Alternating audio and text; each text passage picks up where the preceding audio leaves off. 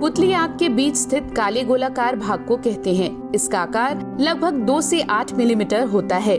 पुतली आइरिस से घिरी होती है जो पुतली के आकार को नियंत्रित करता है।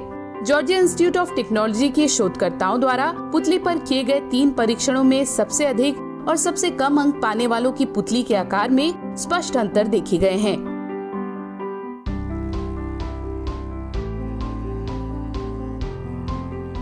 इस अध्ययन में शोधकर्ताओं ने पुतली के फैलाव की तकनीक का उपयोग किया।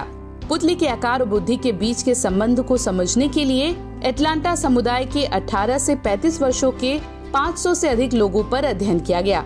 इसके बाद उन्होंने शक्तिशाली कैमरा और कंप्यूटर से लैस आई ट्रैकर की मदद से उनकी पुतली के आकार का मापन किया। इस प्रक्रिया में प्रतिभागियों को लगभग 4 मिनट तक कंप्यूटर का खाली स्क्रीन देखने को कहा गया और इस दौरान उनकी पुतली की स्थिर अवस्था को मापा गया। इसके आधार पर हर प्रतिभागी की पुतली के औसत आकार की गणना की गई। तेज रोशनी में पुतलियां सिकुड़ जाती हैं, इसलिए अध्ययन के दौरान रोशनी मंद रखी गई।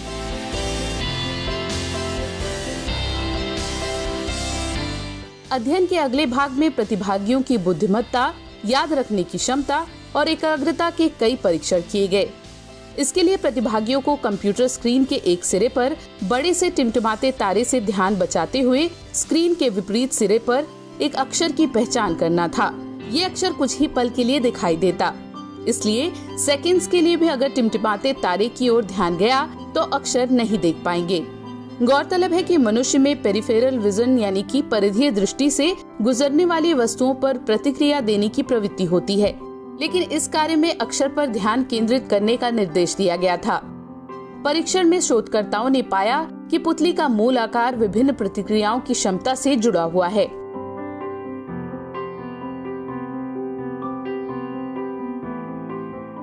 अब सवाल ये है कि पुतली के आकार का संबंध बुद्धि से कैसे है।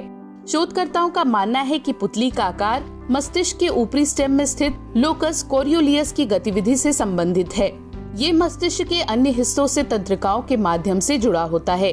लोकस कोरियोलस एक रसायन नॉरएपिनेफ्रिन छोड़ता है जो मस्तिष्क और शरीर में तंत्रिका संप्रेषक और हार्मोन के रूप में कार्य करता है।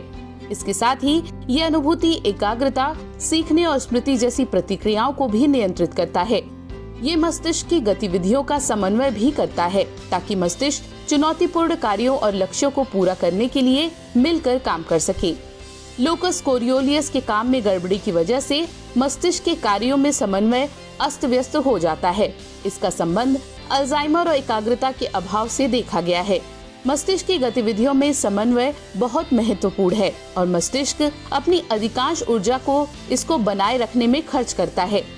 ये भी माना गया है कि जिन लोगों में पुतलियों का आकार बड़ा होता है उनमें लोकस कोरियोलियस की गतिविधि भी अधिक होती है, जो संज्ञानात्मक प्रदर्शन के लिए लाभदायक है। फिर भी बड़े आकार की पुतलियों और बुद्धि का संबंध समझने के लिए और अधिक शोध की आवश्यकता है।